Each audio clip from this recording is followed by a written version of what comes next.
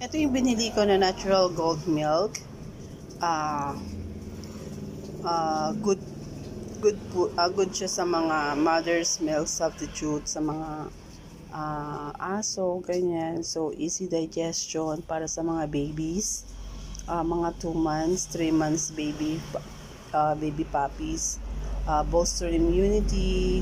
Tapos, mother's milk substitute also. Tsaka, calcium for strong bones. Yan. So, gagawin natin ay sa sa kalahati ng baso, naglagay ako ng 4 na scoop ng gatas ng tapos ng natural goat milk, tapos halo-haluin ng ganyan.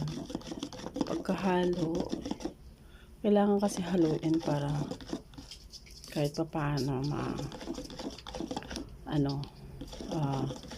mainom nila lahat. Gustong gusto nila, guys. At saka umigi yung tae nila since nag-fix sila nito. Kasi nung una basang-basa yung dumi nila. Pero ngayon, umigi-igi na. So, ayan.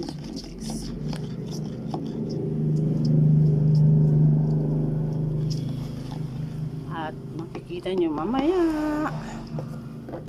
So, ilalagay natin dito.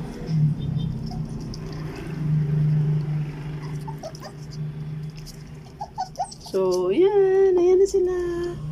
Ayan na.